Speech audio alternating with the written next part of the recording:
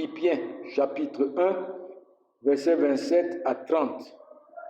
Et nous donnons comme titre à ce message « Combattre pour la foi de l'Évangile ». Voyez, combattre pour la foi de l'Évangile ou encore combattre pour l'avancement de la gloire de Christ dans ce monde par le moyen de la prédication de l'Évangile, par le moyen de la proclamation de Christ et de Christ crucifié.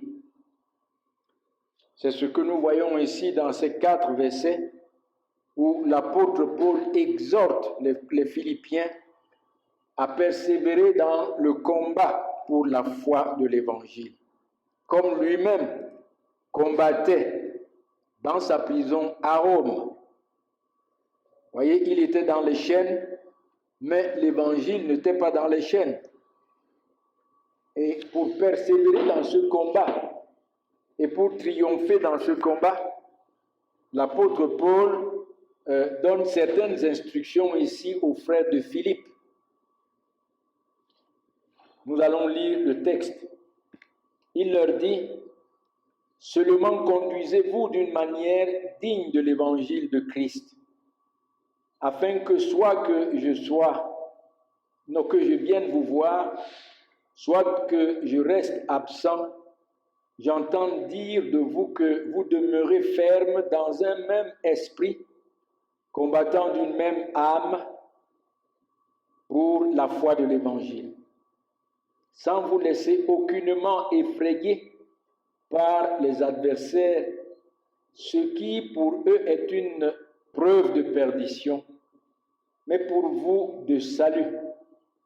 Et cela vient de Dieu, car il vous a été fait la grâce par rapport à Christ, non seulement de croire en lui, mais encore de souffrir pour lui, en soutenant le même combat que vous m'avez vu soutenir et que vous apprenez maintenant que je soutiens encore.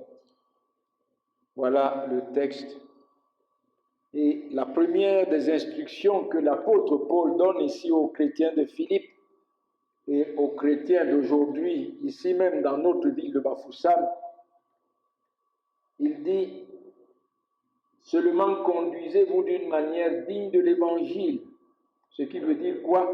Vivez conformément à l'Évangile de Christ. Vivez conformément à l'Évangile de Christ. Vivez de la manière approuvée par l'Évangile. Voilà ce que l'apôtre Paul nous recommande. Et tout d'abord, comment pouvons-nous vivre conformément à l'Évangile? Comment pouvons-nous, n'est-ce pas, vivre de manière approuvée par l'Évangile? Premièrement, c'est en étant véritablement attachés nous-mêmes à notre Seigneur et Sauveur Jésus-Christ. Cela veut dire en étant véritablement rachetés par le sang de Christ, qui a payé la dette de notre péché sur la croix, qui a satisfait à la justice de Dieu et qui a rendu par son sang, qui a rendu Dieu propice par son sang pour nous sauver. Se reposer dans la personne étant nous-mêmes, que nous nous reposions dans la personne sainte et divine de notre Seigneur et Sauveur Jésus-Christ, que nous nous reposions dans sa conduite sainte, son obéissance et sur son sacrifice qui seul satisfait à la justice de Dieu en faveur de ceux pour qui il est mort sur la croix. Voyez mes amis, c'est évident. Si vous n'avez pas quelque chose, vous ne pouvez pas la donner. Et nous ne pouvons pas combattre pour la foi de l'Évangile si nous-mêmes nous ne sommes pas sauvés par cet Évangile. Si nous-mêmes nous n'avons pas été touchés par la puissance de la croix, si nous ne ressentons pas le Seigneur Jésus-Christ dans notre âme, c'est ça la vérité. C'est d'abord être sauvé soi-même par le Seigneur Jésus-Christ et n'avoir pour tout espoir et toute espérance que notre Seigneur Jésus-Christ ait sa justice. Voyez, c'est ça que l'apôtre Paul nous montre, nous enseigne ici dans Philippiens chapitre 3. L'apôtre Paul avait beaucoup de béquilles sur lesquelles il s'appuyait. Sa religion, sa nationalité, son zèle. Mais il dit à partir du verset 7, d'abord après avoir dit, revenons vraiment dans le texte, ça nous aidera, dans le contexte nous aidera. Verset 4, il dit, moi aussi cependant, j'aurais sujet de mettre ma confiance en la chair. Si quelqu'un croit pouvoir se confier en la chair, je le puis bien davantage. Et si quelqu'un croit pouvoir se confier à ses œuvres, à son obéissance de la loi, à sa nationalité, à son zèle, l'apôtre Paul dit qu'il puisse, que lui, il peut se confier davantage sur la chair, car il était circoncis le 8e jour, de la race d'Israël, de la tribu de Benjamin, hébreu, né d'hébreu, quant à la loi pharisien, quant aux zèles persécuteurs de l'Église, irréprochable à l'égard de la justice de la loi. Mais toutes ces choses qui étaient pour moi des gains, je les ai regardées comme une perte à cause de Christ. Et même je regarde toutes ces choses comme une perte à cause de l'excellence de la connaissance de Jésus-Christ, mon Seigneur, pour lequel j'ai renoncé à tout. Je les regarde comme de la boue, afin de gagner Christ et d'être trouvé en lui, non avec ma justice, celle qui vient de la loi, mais avec celle qui s'obtient par la foi en Christ, la justice de Dieu par la foi. Combien aujourd'hui il y a des hommes qui ressemblent à Paul. Vous voyez, il y a des gens qui pensent qu'ils sont sauvés parce qu'ils essayent d'obéir à la loi de Dieu, ce qu'ils ne pourront jamais obéir de manière satisfaisante. Et la Bible dit que pour celui qui veut être sauvé par l'obéissance de la loi, doit mettre toute la loi de Dieu en pratique sans en avoir transgressé une seule. Il y en a qui pensent, comme l'apôtre Paul ici, j'ai entendu des hommes dire que c'est leur père, c'est leurs parents qui ont construit l'église, c'est leurs parents qui ont fondé l'église là où ils sont, donc ils sont nés, ils sont nés dans cette famille des fondateurs de l'église, et à partir de là, ils se fondent un certain espoir, un faux espoir, croyant qu'ils sont sauvés, croyant qu'ils peuvent être sauvés. Mais l'apôtre Paul dit que toutes ces choses sur lesquelles il fondait son espoir, son zèle, sa religion, sa nationalité, comme beaucoup le font aujourd'hui, ne pouvaient le sauver. Ce n'était que de la boue, ce n'était qu'une perte. Et toutes ces choses ne pouvaient le conduire qu'à la perdition éternelle. Mais lorsqu'il a plu à Dieu de lui révéler l'excellence de Christ, l'excellence de la personne de Christ, la personne divine, l'excellence de sa personne, de son humanité, l'excellence de son sacrifice efficace et parfait qui a satisfait à la justice de Dieu. L'apôtre Paul dit, tout ce sur quoi il se fondait, il s'appuyait, il a mis toutes ces choses de côté, il a renoncé à toutes ces choses pour s'attacher à Christ et pour se reposer dans la justice de Christ et non dans la justice qui vient de ses œuvres, de ses efforts et qui ne peut le sauver, qui ne peut sauver personne. Chers amis, vous qui m'écoutez ce soir, il y a beaucoup d'entre vous qui pensent en réalité qu'ils sont sauvés parce qu'ils font ceci, parce qu'ils font cela, parce qu'ils sont ceci. Mais détrompez-vous. Détrompez-vous. Et je prie que comme Paul, que Dieu vous fasse grâce et vous révèle l'excellence de la personne de Christ et de son œuvre qui seul sauve le pécheur. Afin que vous vous détourniez de toutes les béquilles sur lesquelles vous vous appuyez pour vous attacher à Christ. Une deuxième chose, voyez, vivre conformément. Comment? Une deuxième chose, parlant de vivre conformément à l'évangile de Christ, c'est de marcher en imitateur de Dieu en Jésus-Christ. Marcher en imitateur de Dieu en Jésus-Christ. Ça veut dire quoi? Une marche dans la sainteté. Dans la sainteté. Vous savez, mes amis, l'esprit que Dieu a mis en nous ne peut nous conduire à vivre contrairement ou bien à mener une conduite contraire à celle de Christ. L'Esprit nous révèle Christ et l'Esprit fait de Christ notre modèle.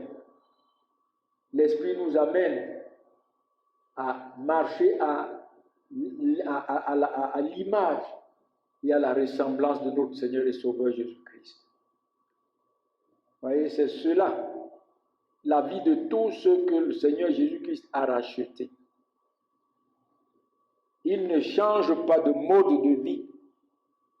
Avec les saisons, avec les temps, avec les changements, ils sont l'ouvrage de Dieu ayant été créés par Dieu en Jésus-Christ pour une vie nouvelle pour Dieu, pour des œuvres que Dieu a préparées d'avance afin qu'ils les pratiquent. Ils ne peuvent changer, que Christ soit là, que Christ ne soit pas là. Et c'est pourquoi l'apôtre Paul leur dit, que je sois là, que je ne sois pas là, que j'entende dire que vous vous conformez à l'évangile que vous prêchez, à l'évangile que vous avez reçu. Lisons ça dans Éphésiens, lisons un peu dans Éphésiens chapitre 5. Ici dans le chapitre, on pouvait même commencer à partir du chapitre 4, verset 17, mais ça va prendre toute notre heure de prédication. Dans le chapitre 5, il dit, devenez donc les imitateurs de Dieu comme des enfants bien-aimés et marchez dans l'amour à l'exemple de Christ qui nous a aimés et qui s'est livré lui-même à Dieu pour nous comme une offrande et un sacrifice de bonne odeur. Devenez des imitateurs de Dieu, comme des enfants bien-aimés, les enfants bien-aimés de Dieu. Et nous savons même dans notre famille que lorsque nos enfants, nous voyons comment nos petits-enfants veulent nous imiter en toutes choses. Et c'est ainsi que le croyant est devant Dieu son Père. C'est ainsi que le croyant est devant Christ. Christ est son modèle et il veut imiter Christ en toutes choses. Oui. Marcher dans l'amour, l'amour pour Christ, l'amour pour Dieu d'abord, et l'amour pour notre prochain, l'amour pour les frères, l'amour pour l'Église de Christ. À l'exemple de l'amour dont le Seigneur Jésus-Christ nous a aimés en se livrant lui-même pour nos péchés à Dieu, comme une offrande et un sacrifice de bonne odeur. Ça veut dire que c'est cette offrande que Christ a offert à Dieu, ce sacrifice que Christ a offert à Dieu pour nous, à notre place, comme notre substitut, comme notre représentant, qui a satisfait pleinement le cœur de Dieu, afin que Dieu nous soit propice pour nous sauver.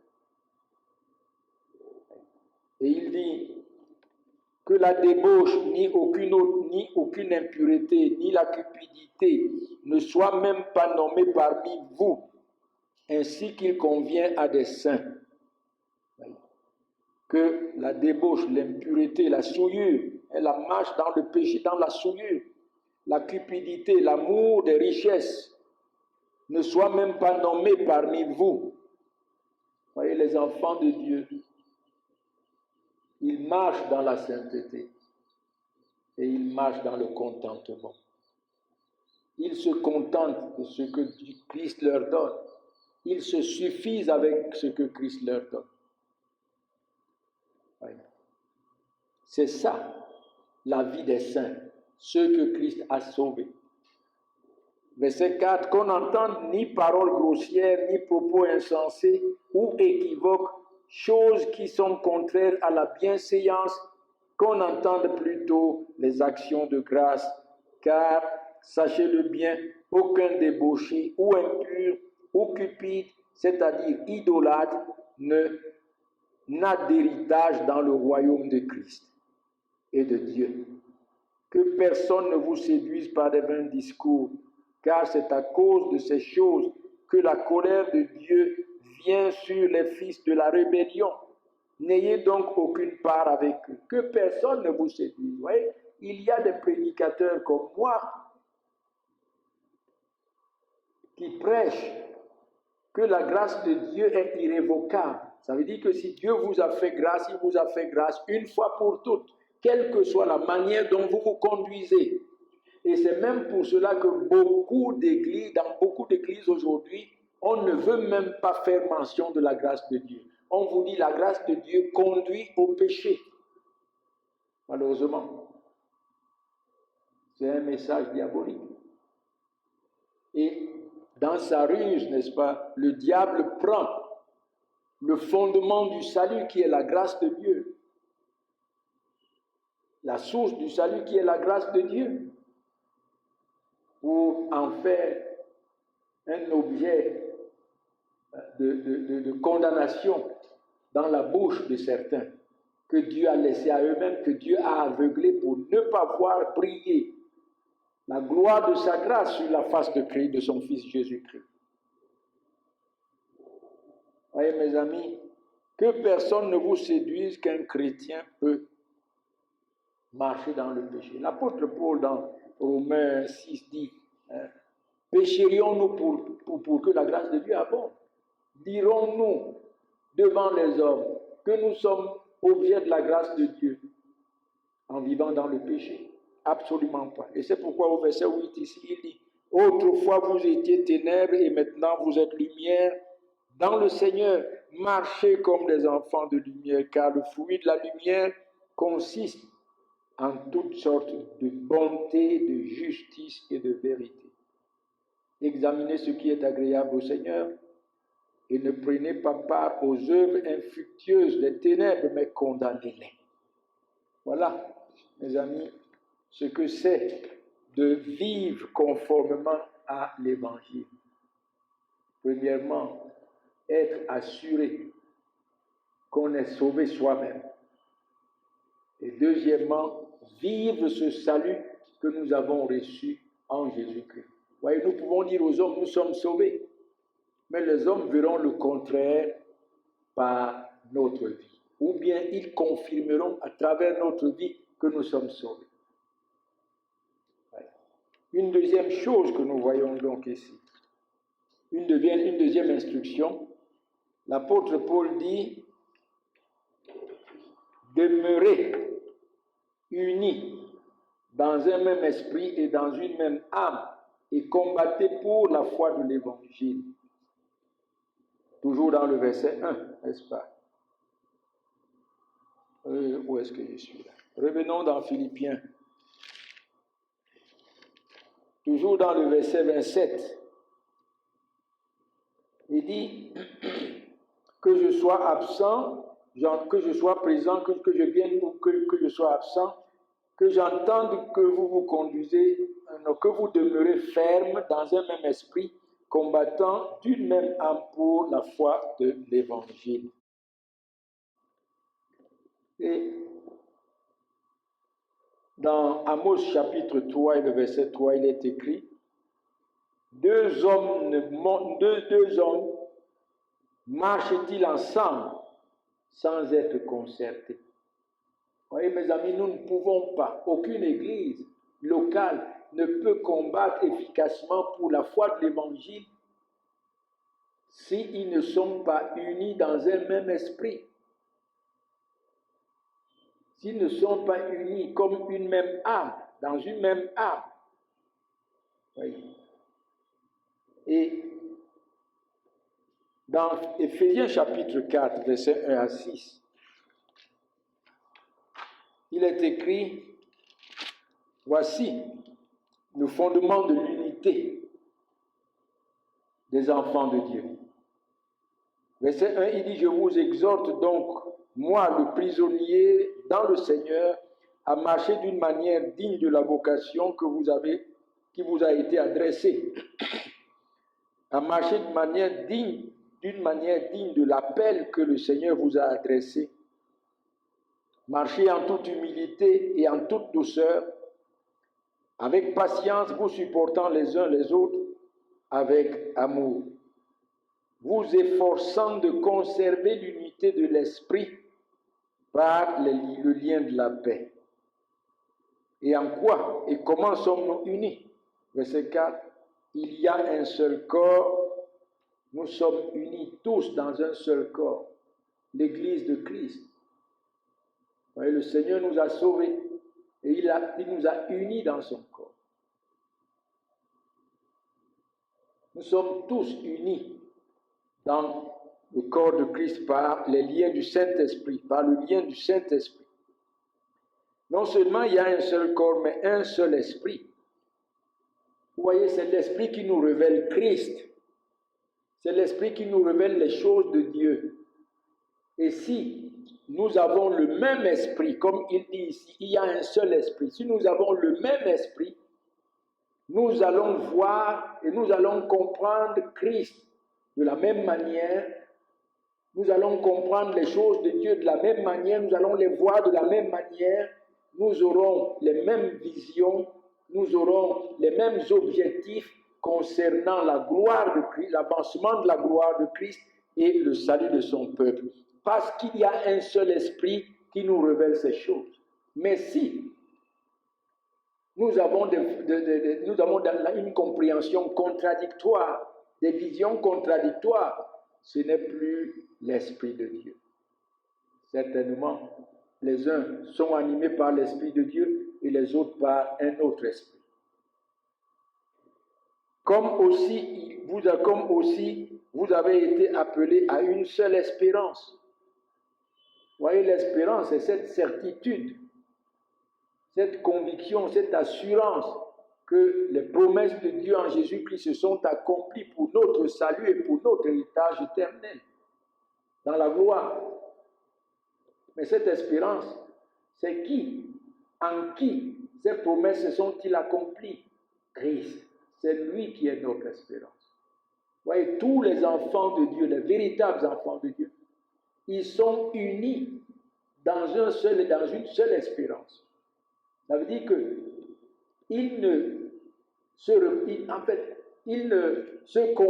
n'ont pas confiance. Leur confiance de salut et leur confiance pour entrer dans l'héritage éternel ne se repose pas sur ce qu'ils sont capables de faire, sur leurs œuvres, sur leur obéissance à la loi, sur leur zèle, leur prière, leur jeûne, mais sur Christ et Christ seul. C'est lui notre espérance.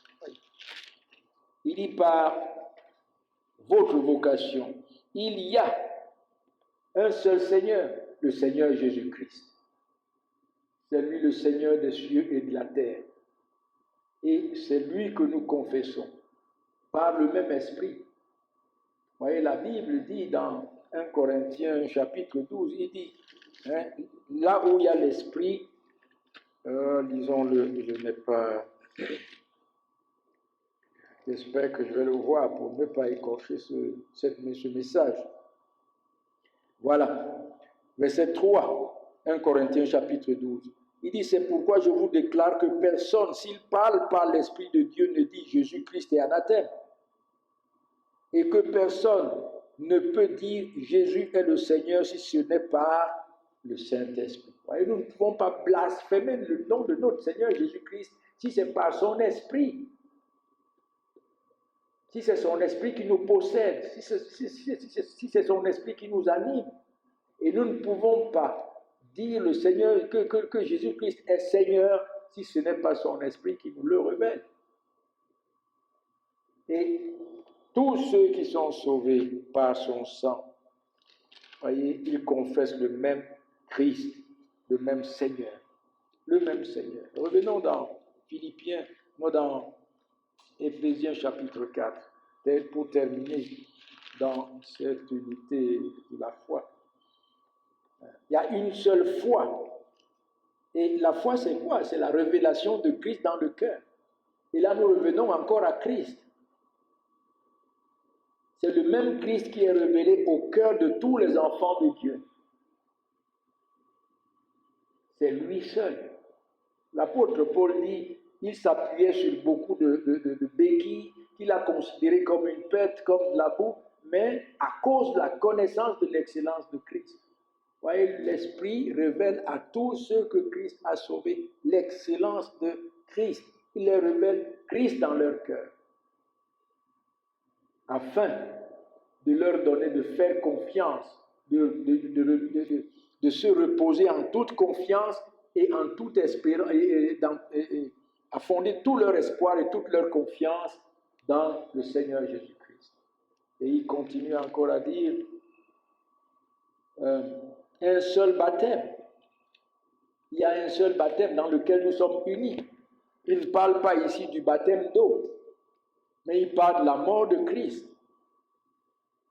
Oui, nous sommes morts avec Christ, nous avons été ensevelis avec Christ et nous sommes ressuscités avec Christ. Nous tous que Christ a rachetés. Et c'est en cela que nous sommes unis. Et que nous pouvons avoir la même vision, les mêmes objectifs, et mener le même combat pour la gloire de Christ. Et il dit enfin, un seul Dieu et Père de tous, qui est au-dessus de tous et parmi tous et en tous. Il n'y a qu'un seul Dieu, le Créateur du ciel et de la terre, qui s'est révélé à nous dans son Fils Jésus-Christ. Et il est au-dessus de tous. Il est élevé en gloire, il est élevé en magnificence, il est élevé en puissance, il est élevé en splendeur, en honneur, élevé au-dessus des cieux. Et il est parmi tous. Il est parmi tous ses enfants. Et il vit dans chacun de ses enfants.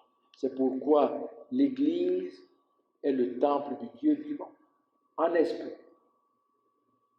Vous voyez, mes amis, c'est en cela que nous sommes unis. Et si nous ne sommes pas unis dans ces choses qui sont dans tout ce que nous venons de parler ici dans Éphésiens chapitre 4, et nous ne pouvons pas combattre efficacement pour la foi de l'Évangile. Parce que nous aurons une compréhension divergente, une vision divergente, une connaissance divergente de Christ, et nous ne pouvons pas combattre pour la foi de l'Évangile. Vous voyez, c'est ça, les amis. Et l'église de Philippe était environnée de beaucoup de faux, de faux docteurs qui prêchaient des fausses doctrines. D'où la nécessité pour Paul de leur dire, soyez unis dans un même esprit et dans une même âme. Ressentez l'esprit de Christ dans votre esprit, ressentez l'âme de Christ dans votre âme, afin de pouvoir véritablement combattre pour la foi de l'Évangile. Oui. Par la proclamation de l'Évangile, par la prédication de Christ et de Christ crucifié, avec amour, avec fierté, avec zèle, dans la puissance du Saint-Esprit. Voyez, mes amis, l'unité de la foi est indispensable pour combattre pour Christ, pour la gloire de Christ. Nous ne pouvons pas, si nous avons une compréhension, une connaissance divergente de Christ, une compréhension divergente de son Église, de son évangile. Et malheureusement, nous voyons aujourd'hui beaucoup, nous disons que nous sommes à Christ, nous disons que nous parlons de Christ, nous disons que nous avons un seul Christ, un seul Seigneur, un seul Dieu. Mais combien de contradictions en ce seul Dieu, combien de contradictions en ce seul évangile, combien de contradictions en ce seul Seigneur. La nécessité s'impose d'être unis dans la foi de l'évangile, d'être unis en esprit, dans un seul esprit, dans une seule âme, pour pouvoir combattre véritablement et efficacement pour la foi de l'évangile. Une troisième instruction que l'apôtre Paul leur donne ici, c'est dans le verset 28. Il est écrit « Sans vous laisser aucunement effrayer par les adversaires, ce qui est pour eux une preuve de perdition, mais pour vous de salut. » Qu'est-ce que l'apôtre Paul nous montre là? Il dit « Résistez à l'adversaire sans craindre de souffrir pour Christ. » Résister à l'adversaire sans craindre de souffrir pour Christ. Voyez dans 2 Timothée chapitre 1, verset 8 à 12. Voici ce que l'apôtre Paul, pour exhorter et encourager et soutenir Timothée dans le combat pour l'évangile, lui dit ceci. Verset 8. N'aie donc point honte du témoignage à rendre à notre Seigneur, ni de moi son prisonnier, mais souffre avec moi pour l'évangile par la puissance de Dieu. Il nous a sauvés et nous a adressé une sainte vocation, non à cause de nos œuvres, mais selon son propre dessein et selon la grâce qui nous a été donnée en Jésus-Christ avant les temps éternels, et qui a été manifestée maintenant par la venue de notre Seigneur Jésus-Christ, qui a rendu la mort à l'impuissance et qui a mis en évidence la vie et l'immortalité par l'évangile. C'est pour cet évangile que j'ai été établi prédicateur et apôtre, chargé d'instruire les païens. Et c'est à cause de cela que je souffre ces choses. Mais je n'en ai point honte, car je sais en qui j'ai cru. Je suis persuadé qu'il a la puissance de garder mon dépôt jusqu'à ce jour-là. Voyez, mes amis, oui, nous ne devons pas, nous devons résister à l'adversaire sans crainte de souffrir pour Christ. Et comment devons-nous donc résister à l'adversaire? L'apôtre Paul nous montre quelque chose ici. Après avoir dit à Timothée, n'aie donc pas honte du témoignage à rendre à notre Seigneur, ni de moi son prisonnier. Il dit, souffre pour la foi, souffre pour l'évangile par la puissance de Dieu. Et à partir du verset 9, il lui montre, disons, l'élément fondamental, le premier élément fondamental pour résister à l'adversaire sans crainte de souffrir pour Christ. Et comment donc résister à l'adversaire?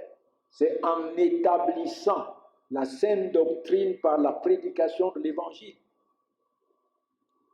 Timothée devait rétablir la saine doctrine par la prédication de l'évangile en réfutant, n'est-ce pas, les fausses doctrines et en proclamant clairement le dessein éternel de Dieu pour le salut de son peuple. C'est ce qu'il dit ici. Il nous a sauvés, c'est Dieu qui nous a sauvés. Et il nous a adressé, le salut vient de Dieu, voilà ce que ça veut dire. Et il nous a adressé une sainte vocation, selon son appel de la grâce, à travers la prédication de l'évangile. C'est Dieu qui appelle, c'est Dieu qui attire. Non à cause de nos œuvres, personne ne sera sauvé par ses œuvres, mais selon son propre dessein, et selon le bon plaisir de la volonté de Dieu. Il nous a sauvés selon le bon plaisir de sa volonté et selon sa grâce. Cette grâce qu'il a donnée depuis avant la fondation du monde en Jésus-Christ. En Jésus-Christ. Vous voyez, mes amis, c'est ça l'évangile de Christ. C'est Dieu qui sauve, c'est Dieu qui appelle, non à cause de ce que nous pouvons faire, mais selon le bon plaisir de sa volonté de sauver qui il veut, sur la base de sa grâce, sur la base de sa faveur imméritée, qui nous a été donnée depuis avant la fondation du monde en Jésus-Christ et qui a été manifestée par la venue de Christ. Oui, la grâce nous a été donnée depuis avant la fondation du monde, mais elle a été manifestée par la venue de Christ et sa mort sur la croix. Cette mort efficace qui a réduit, qui a tué notre mort. Nous pouvons le dire comme ça. Vous voyez, la mort de Christ a tué la mort de ceux pour qui il est mort, de ceux dont il est venu sauver. Et a donné la vie à ceux-là dont il est venu sauver par la prédication de l'évangile. Et l'apôtre Paul dit, c'est pour cet évangile qu'il a été établi prédicateur de l'évangile. Sommes-nous prédicateurs de l'évangile?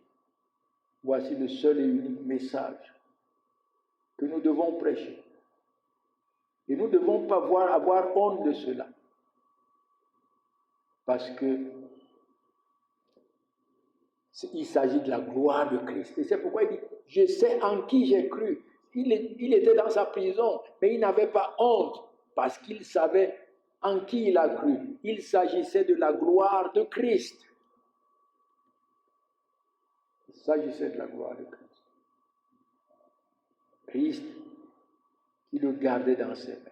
Et c'est pourquoi il dit, mais il est persuadé que Christ gardera son dépôt jusqu'à ce jour-là. Pourquoi?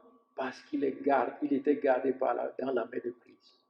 Il dit, je connais mes brebis entendent ma voix, je leur donne la vie éternelle, elles ne périront jamais. Nul ne peut les ravir de ma main. Pourquoi? Parce que lui-même, il les tient dans sa main. Oui, les souffrances, la prison pourrait ravir, c'est-à-dire amener ceux qui ont été sauvés à renoncer à la foi. Mais ils ne peuvent pas renoncer parce que Christ les garde dans sa main. Oui. Et voilà donc, mes amis, cela. Et l'apôtre Paul nous montre ici deux grandes choses. Une autre chose, une grande vérité. Il dit de ne pas nous effrayer devant les adversaires, parce que pour eux, c'est une preuve de perdition. Donc, la première des choses, sinon la deuxième des choses que l'apôtre Paul nous montre ici, c'est que l'opposition à Christ, l'opposition à l'évangile, révèle que ceux qui s'opposent à Christ, ceux qui s'opposent à l'évangile, ne connaissent pas Christ, malgré leur religion. Ils révèlent que Christ les a laissés à eux-mêmes et qu'ils sont perdus. Voilà ce que l'opposition à l'évangile, l'opposition à Christ nous révèle. Que ceux-là qui s'opposent sont véritablement laissés à eux-mêmes. Ils ne connaissent pas Christ malgré leur religion. Vous voyez, c'est ça. C'est les Juifs qui ont dit, qui ont amené Paul en prison. En fait, à cause des Juifs, l'apôtre Paul a demandé qu'il soit jugé à Rome. Vous voyez, les Juifs qui voulaient le tuer, qui voulaient le juger, le tuer, comme un imposteur. Et une deuxième chose, l'opposition des adversaires à l'évangile, l'opposition des adversaires à Christ révèle aussi que que les élus de Christ, ceux qui sont attachés à Christ, à l'évangile de Christ, sont véritablement sauvés. Il dit pour eux c'est une preuve de perdition, mais pour nous c'est une preuve de salut. De salut. Oui, mes amis, c'est ça. Si les hommes s'opposent véritablement à vous, lorsque vous êtes véritablement attaché à l'évangile de Christ, c'est la preuve que vous êtes véritablement sauvé. Vous souffrez pour cet évangile, vous souffrez pour Christ, c'est la preuve que vous êtes véritablement sauvé. Et la preuve aussi que ceux qui s'opposent et qui vous poursuivent, qui vous persécutent, sont perdus. Sont perdus. Et en fait, l'ennemi, n'est-ce pas, ne persécute pas ceux qui le servent, parce que ce sont ses serviteurs. Mais il ne peut persécuter que ceux qui sont à Christ. Et c'est ce que le Seigneur Jésus-Christ lui-même nous dit dans Jean 15, versets 18 à 19. Il dit, si le monde vous hait, sachez qu'il m'a haï avant vous. Si vous étiez du monde, le monde aimerait ce qui est à lui. Mais parce que vous n'êtes pas du monde et que je vous ai choisi du milieu du monde, à cause de cela, le monde vous hait. Et la Bible est claire. Si nous voulons vivre pieusement, nous devons nous attendre à la persécution. Si nous sommes à Christ, nous devons attendre à être persécutés. Et c'est ce qu'il dit même dans Matthieu 10. Dans Matthieu 10, versets 24 et 25. Il dit, le disciple n'est pas plus que le maître, ni le serviteur plus que son Seigneur. Il suffit au disciple d'être traité comme son maître et au serviteur comme son Seigneur. S'ils ont appelé le maître de la maison Belzébul, à combien plus forte raison appelleront-ils ainsi les gens de sa maison? Les gens de sa maison. Et voilà donc ce que nous voyons dans notre texte. Et une dernière chose, c'est que l'apôtre Paul dit, verset 29, et cela vient de Dieu. Philippiens chapitre 1, verset 29. Et cela vient de Dieu, car il vous a été fait la grâce par rapport à Christ, non seulement de croire en lui, mais encore de souffrir pour lui, en soutenant le même combat que vous m'avez vu soutenir et que vous apprenez maintenant que je soutiens encore. Voyez mes amis, nos souffrances pour Christ ne sont pas seulement le fait de l'ennemi, mais c'est la volonté de Dieu lui-même. En réalité, combien cela devrait nous fortifier, nous encourager dans les souffrances, sachant que cela vient de Dieu qui tient toutes choses entre ses mains, qui dirige toutes choses entre ses mains et qui fait concourir toutes choses au bien de son peuple. Combien nous devrions être encouragés. Et c'est cette vérité qui encourageait Paul, qui soutenait Paul. Il se reposait dans cette vérité et c'est pourquoi il dit « Je puis tout par celui qui me fortifie ». Il trouvait sa force en ce Dieu qui l'a mis dans cette épreuve, qui l'a mis dans cette prison, afin que par sa prison, il puisse participer à la propagation de l'Évangile. que l'évangile atteigne toute la ville de Rome. Allez, mes amis, nous voyons donc quelque chose ici. Premièrement, Dieu notre Père nous a bénis non seulement en nous sauvant par sa grâce en son Fils Jésus-Christ, par son sang qui a payé la dette de nos péchés, par ses souffrances, mais Dieu nous a encore bénis en nous donnant la grâce de participer aux souffrances de notre Seigneur et Sauveur Jésus-Christ. Ça, c'est une très grande bénédiction. C'est une très grande bénédiction. Voyez, et c'est pourquoi la Bible déclare dans Romains, chapitre 8, et le verset 29, nous allons le lire.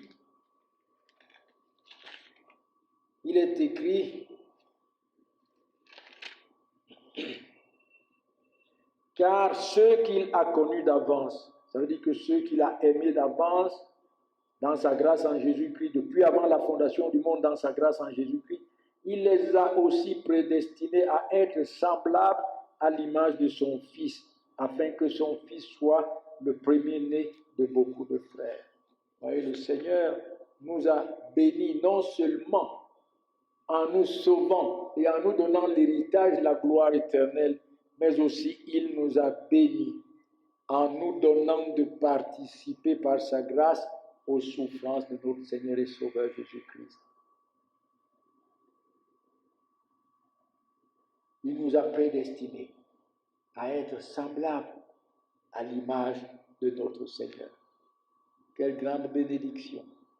Et c'est pourquoi l'apôtre Paul dit, c'est pour cela, c'est ce combat qu'il soutenait encore dans sa prison, parce que ses souffrances étaient une bénédiction et non une malédiction. Ces souffrances le rendaient jour après jour à l'image et à la ressemblance de notre Seigneur et Sauveur Jésus-Christ. Oh, puisse le Seigneur nous donner vraiment de comprendre cela. Et combien cette vérité, n'est-ce pas, nous encouragera dans le combat pour l'Évangile, sachant que c'est Dieu lui-même qui est à l'œuvre et que ces souffrances sont plutôt une bénédiction, un privilège pour nous rendre semblables à notre Seigneur et Sauveur Jésus-Christ. Et quelle que soit la teneur de nos souffrances, tout comme l'apôtre Paul en prison, nous nous soutiendrons, nous combattrons pour la foi de l'Évangile. Dieu bénisse sa parole dans nos cœurs. Amen.